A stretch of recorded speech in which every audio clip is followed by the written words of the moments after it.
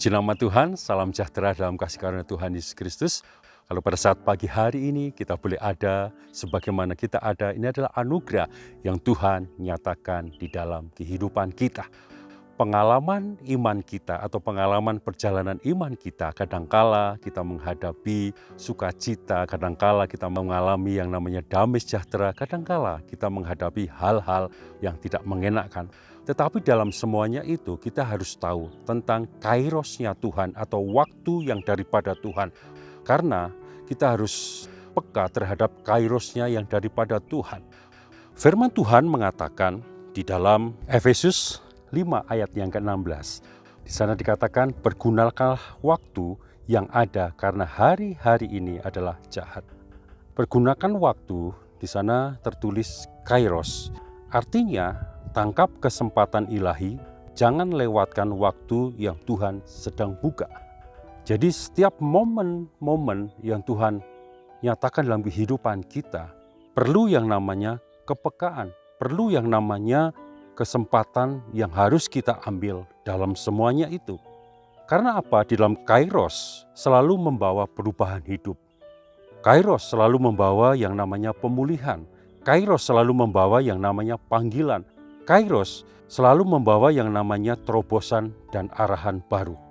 Kenapa kita perlu yang namanya momen kairos?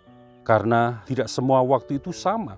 Ada waktu yang biasa, ada waktu yang Tuhan tetapkan dalam kehidupan kita. Karena kairos adalah titik balik dalam hidup kita.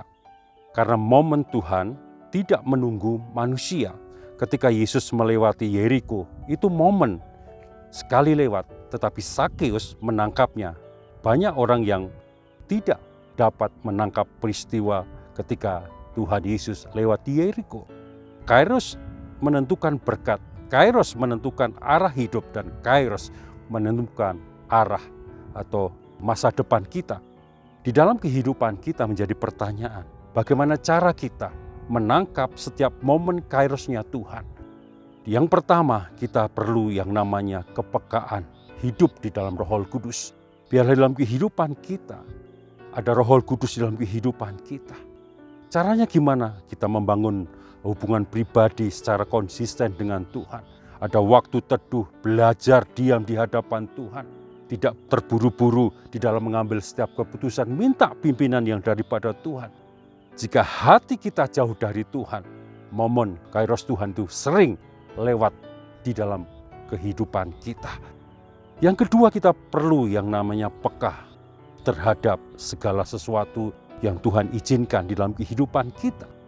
Kadangkala lewat peluang yang baru, kadangkala lewat pertemuan orang-orang tertentu, ada kesempatan, ada perubahan situasi, ada kesempatan yang kecil tapi tepat. Firman Tuhan katakan di dalam Wahyu 3 ayat yang ke-8, lihat, aku telah membuka pintu bagimu yang tidak dapat ditutup oleh siapapun.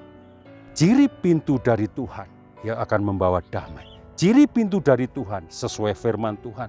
Ciri pintu dari Tuhan memperluas kapasitas rohani kita. Ciri pintu yang daripada Tuhan yaitu tidak memaksa tapi mengundang, membawa kita lebih dekat pada panggilan Tuhan.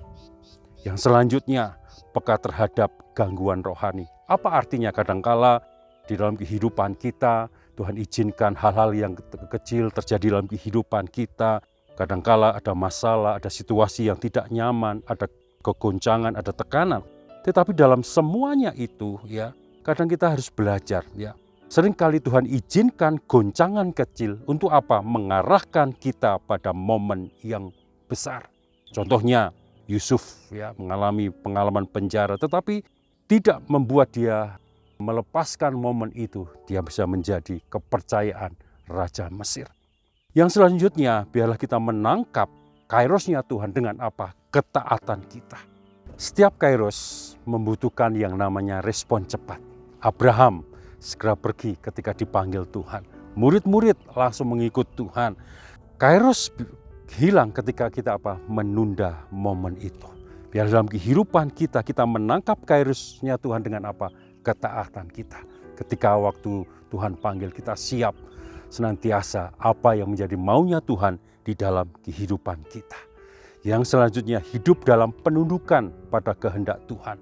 Untuk melihat kairosnya kita harus rela berkata, Tuhan, kehendak-Mu yang jadi, bukan kehendak-Ku. Ketika hati kita, mata kita senantiasa terbuka untuk kehendak Tuhan, ada hal-hal yang Tuhan nyatakan di dalam kehidupan kita. Mari dalam kehidupan kita jangan kehilangan momen kairosnya Tuhan. Biar jangan padamkan Roh Kudus dalam kehidupan kita, tetap dekat dengan firman Tuhan, jaga rohani kita, latih diri untuk apa? Mendengar suara Tuhan. Puji nama Tuhan, mari kita akan berdoa.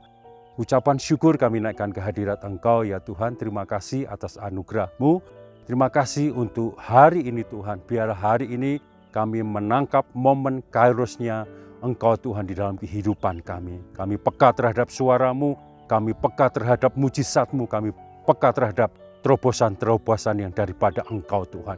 Terima kasih ya Tuhan, kami melangkah hari ini Tuhan, setiap apapun keputusan-keputusan hari ini Tuhan, kami libatkan Engkau di dalamnya, dan kami akan melihat perkara-perkara yang besar akan kami melihat bersama dengan Engkau. Terima kasih Tuhan, inilah menjadi doa ucapan syukur kami di dalam nama Tuhan Yesus Kristus. Haleluya. Amin.